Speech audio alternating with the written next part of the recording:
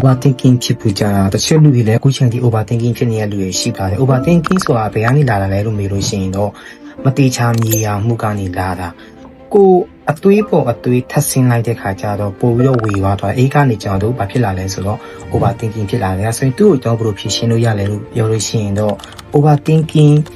ဖြစ်တဲ့မတိချာမြေယာမှုအပေါင်း small action တတိလေးပေါ့နော် action တတိလေးနဲ့ပေါင်းလိုက်လို့ရှိရင်ကျွန်တော်တို့ဘာလဲဆိုတော့ရှင်းလင်းချက်ဆိုတဲ့အဖြေလေးတစ်ခုထွက်လာလိမ့်မယ်ဥပမာအလုပ်ပြောင်းခြင်းဆိုပါစို့ငါအလုပ်ပြောင်းရင်ကောင်းမလားလက်ရှိလုံးမှာပဲဆက်လုပ်ရင်ကောင်းမလားနောက်လုံးမှာငါအဆင်ပြေပါမလားဆိုတဲ့အချက်၃ချက်ကိုကျွန်တော်တို့ဝေဝါးနေတယ်အဲ့ဒီဝေဝါးနေဟာကိုထပ်တွေးရင်ထပ်ပြီးတော့ဝေဝါးလာမယ်အဖြေကမတိချတော့အဲ့လိုကြားလို့ရှင်ကျွန်တော်ဘာလုပ်ရလဲဆိုတော့အပြင်က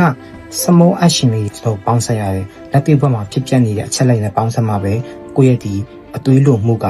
ယောကျသွားမှာပေါ့အဲ့ဆိုနံပါတ်1ချက်ကျွန်တော်ဘာလုပ်ရမလဲဆိုရင်ကိုအလုပ်ပြောင်းတယ်ကျင်တယ်လို့စဉ်းစားထားရဲဆိုရင်ကိုပြောင်းမဲ့အလုပ်အမျိုးအစားပေါ်မဟုတ်ဘူးအလုပ်ခေါ်စာ3-4ခုလောက်ကိုရှာဖတ်လိုက်နံပါတ်1ချက်နံပါတ်2ချက်ကိုရဲ့ CV form ကိုတစ်စိတ်တစ်ပိုင်းပြင်လိုက်နံပါတ်3ချက်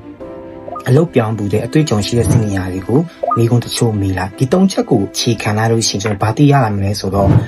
လက်တွေ့ဘဝရဲ့အချက်လက်ကိုကျွန်တော်အနေငယ်သိရမယ်သိရလို့ရှိရင်ကိုအသွေးလွန်နေတဲ့ဟာတွေအသွေးများနေတဲ့ဟာတွေကကိုရဲ့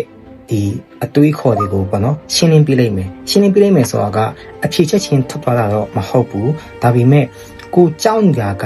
လက်ရှိစတနာကိုကြောက်နေရလားဒါမှမဟုတ်ဖြစ်လာတဲ့ပြဿနာကိုကြောက်နေရလားဆိုတာကိုတော့အနေငယ်ကွဲသွားလိမ့်မယ်တခါတလေကြောက်လို့ရှိရင်အသွေးပေါ်အသွေးဆင်းလိုက်လို့ရှိရင်အဖြေကမထွက်ဘဲနဲ့ပိုဝေသွားတဲ့အချိန်ကြီးရှိတယ်အဲ့ဒီခါကျတော့ကျွန်တော်တို့အပြင်လက်တွေ့ဘဝကအရှင်ကြီးယူရတဲ့အခါကြီးရှိတယ်အခုလည်းဒီလိုမျိုးပဲတချို့အသွေးကဒီအရှင်ယူလိုက်မှပဲအတန်တိတ်သွားတဲ့အခါကြီးရှိတယ်အဲ့လိုဆိုတော့ကို overthinking ဖြစ်နေတယ် overthinking ဖြစ်တာများတယ် short ချခြင်းတယ်အသွေးတွေအရင်များနေလို့ရှိရင်ကျွန်တော်အခုပြောတဲ့မတိချမှုကိုဘာနဲ့ပေါင်းလိုက်လဲဆိုရင် action နဲ့ပေါင်းလိုက်လို့ရှိရင်ရှင်းလင်းမှုဆိုတဲ့ဟာလေးအဖြေလေးထွက်လာနိုင်မယ်ပေါ့နော်ဒါလေးလို့စမ်းကြည့်ပါတော့တိုက်တွန်းချင်ပါတယ်ကျွန်တော်နောက်ဗီဒီယိုမှာဆက်ပြီးတော့တွေ့ကြရအောင်ဗျာ